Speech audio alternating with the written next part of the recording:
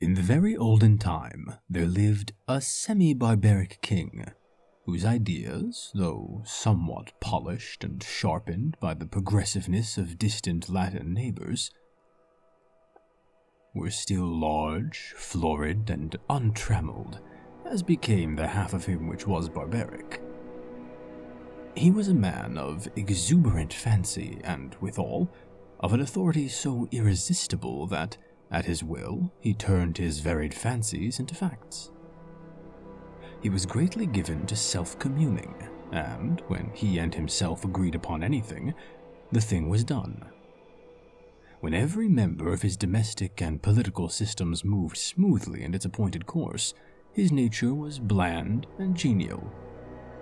But whenever there was a little hitch, and some of his orbs got out of their orbits, he was blander and more genial still, for nothing pleased him so much as to make the crooked straight and crush down uneven places. Among the borrowed notions by which his barbarism had become semified was that of the public arena, in which, by exhibitions of manly and beastly valor, the minds of his subjects were refined and cultured.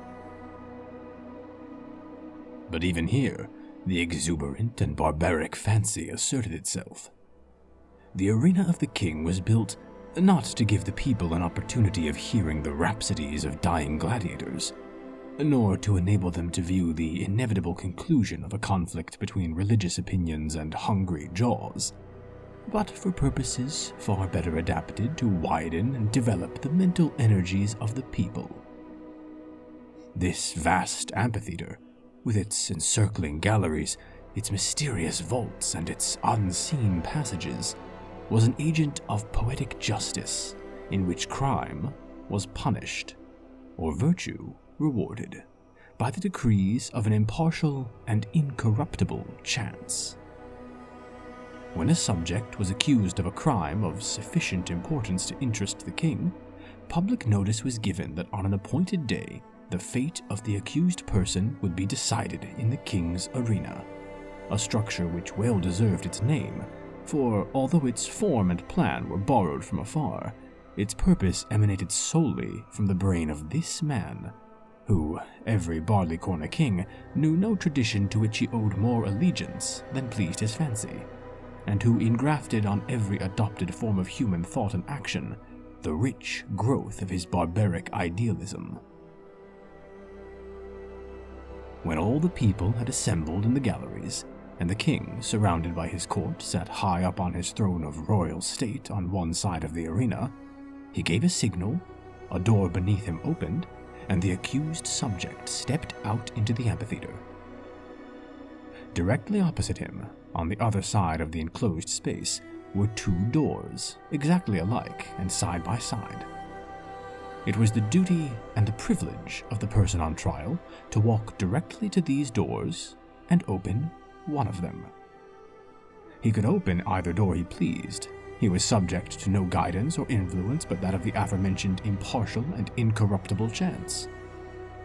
If he opened the one, there came out of it a hungry tiger, the fiercest and most cruel that could be procured, which immediately sprang upon him and tore him to pieces as a punishment for his guilt. The moment that the case of the criminal was thus decided, doleful iron bells were clanged.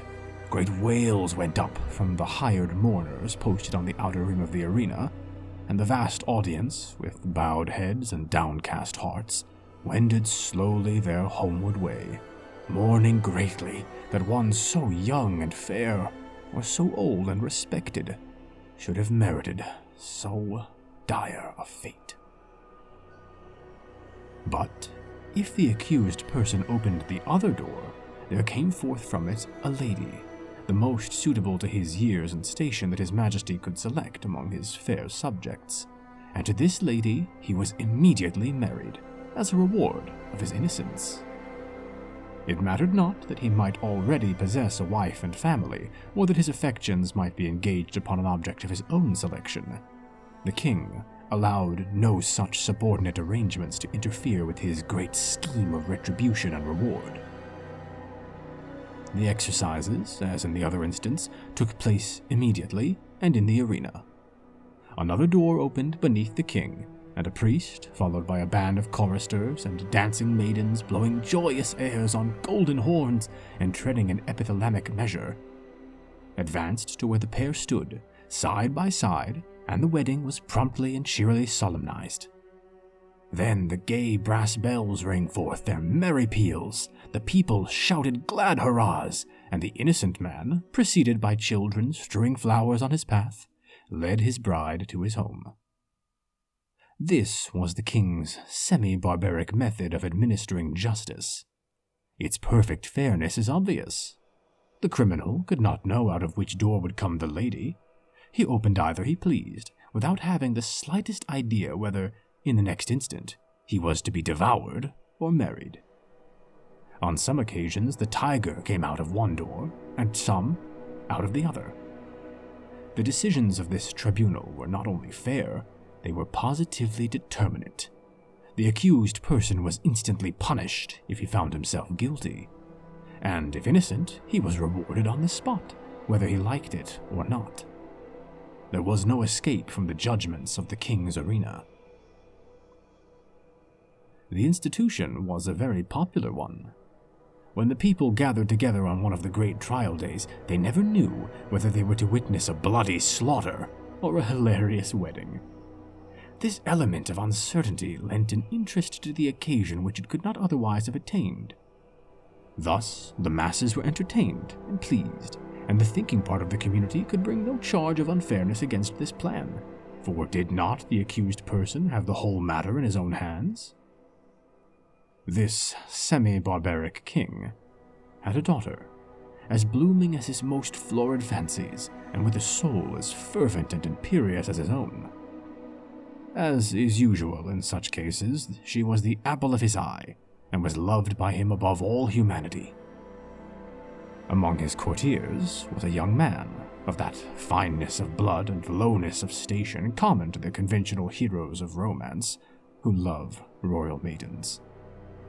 This royal maiden was well satisfied with her lover, for he was handsome and brave to a degree unsurpassed in all this kingdom, and she loved him with an ardor that had enough barbarism in it to make it exceedingly warm and strong.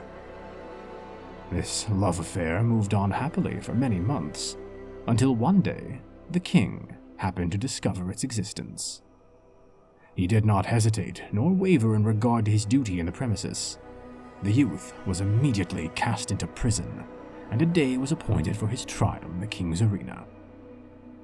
This, of course, was an especially important occasion, and His Majesty, as well as all the people, was greatly interested in the workings and development of this trial.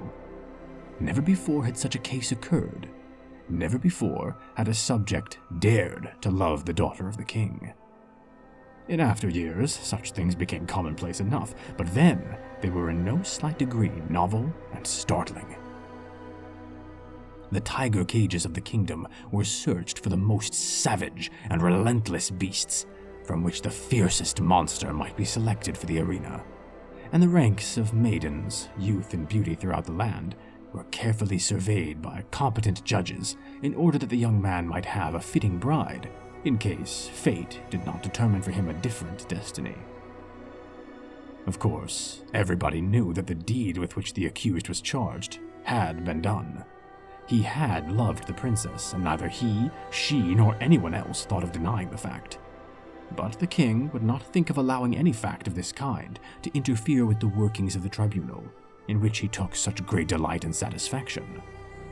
No matter how the affair turned out, the youth would be disposed of, and the king would take an aesthetic pleasure in watching the course of events, which would determine whether or not the young man had done wrong in allowing himself to love the princess.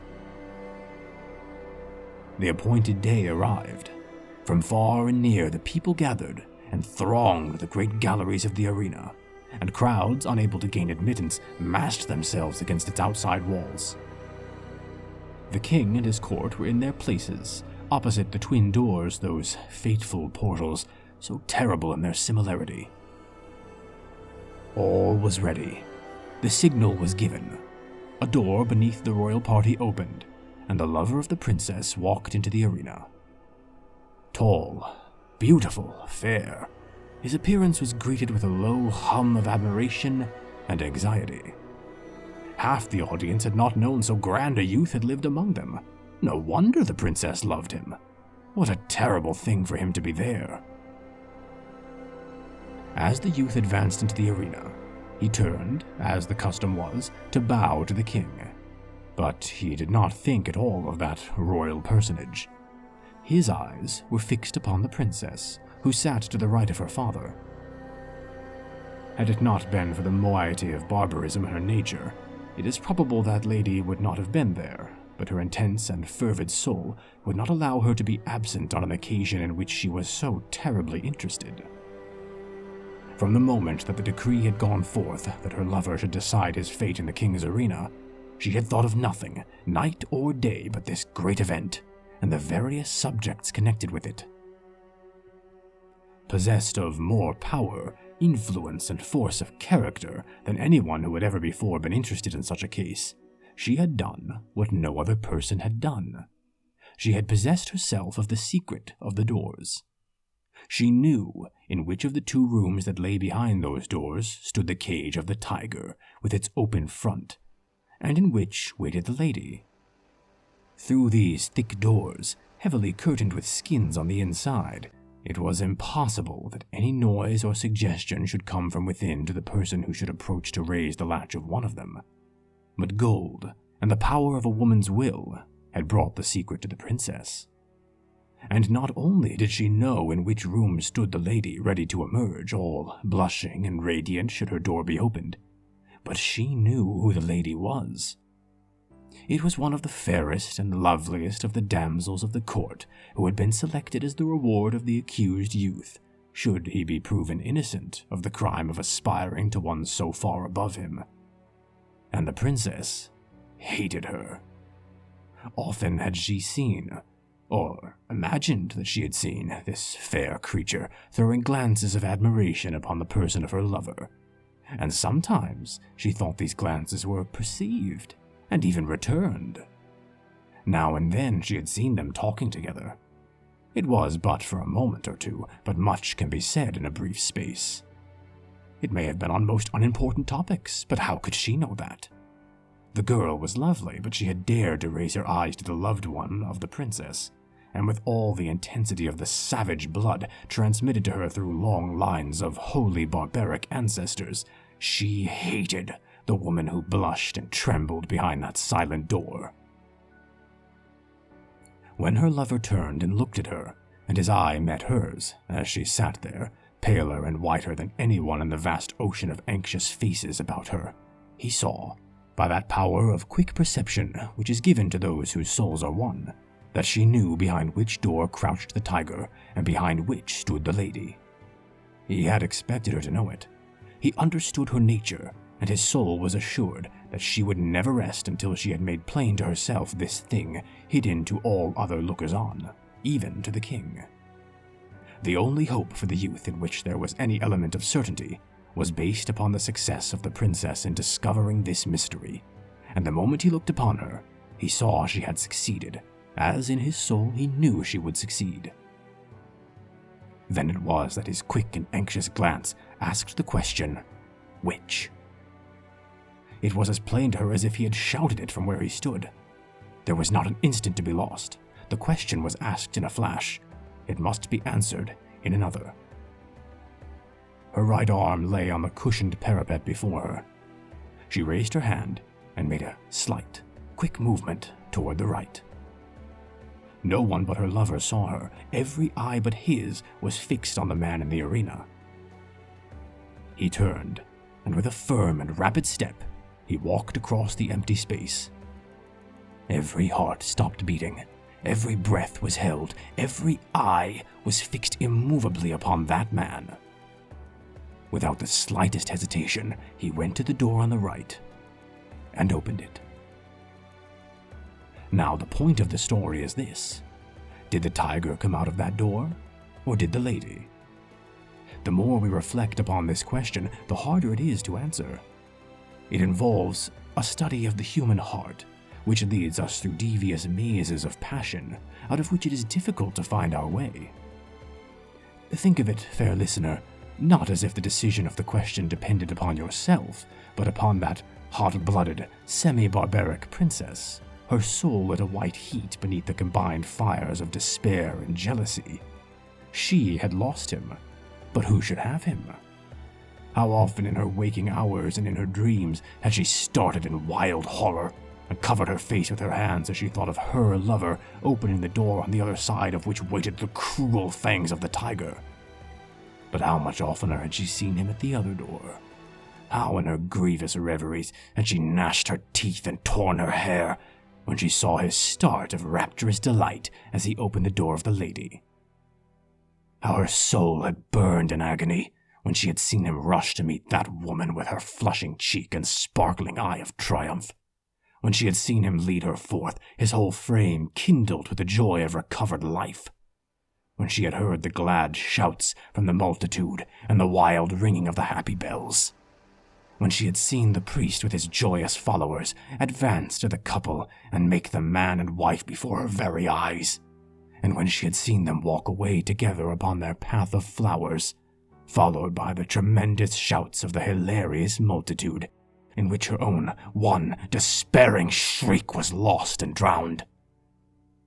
Would it not be better for him to die at once and go to wait for her in the blessed regions of semi-barbaric futurity?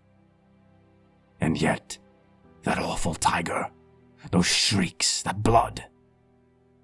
Her decision had been indicated in an instant, but it had been made after days and nights of anguished deliberation. She had known she would be asked. She had decided what she would answer. And, without the slightest hesitation, she had moved her hand to the right. The question of her decision is one not to be lightly considered, and it is not for me to presume to set myself up as the one person able to answer it. And so, I leave it with all of you. Which came out of the open door? The lady or the tiger?